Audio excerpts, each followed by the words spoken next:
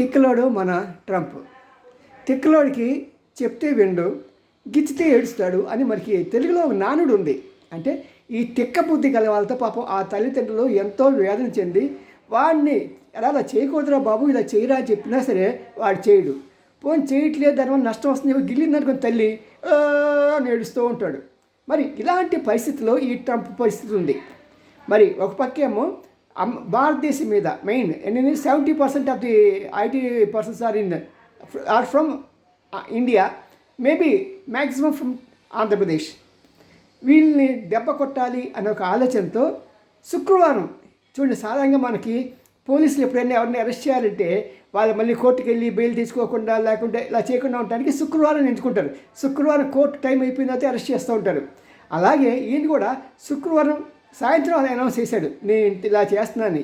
పాపం ఆ దెబ్బతో భారతీయులంతా కూడా ఎంతో కంగారు పడిపోయారు. ఎక్కడెక్కడి నుంచో వచ్చిన పెళ్ళిళ్ళు ఉన్నాయి, లేకుంటే ఇంకా వాళ్ళకి గ్రామాలకే పాపం వెళ్ళలేదు. అంత దారుణమైన మానసికంగా ఎంతో నష్టపరిచిన ఈ ట్రంప్ ఈ విషయం విన్న తర్వాత పాప అమెరికా వాళ్ళ బాగా హ్యాపీ అయిపోయాడు. ఆహా, మనం ఎందుకుంది మంచివాడు, చాలా మన తిక్కలోడు అన్నా సరే తిక్కలోడ మంచి పని చేస్తారు సంగతి వాళ్ళు హడావిడి సంతోషంతో ఇక శుక్రవారం కదా 2 days హాలిడేస్, మందు అవన్నీ రకరకాల ఎంజాయ్మెంట్ చేశారు.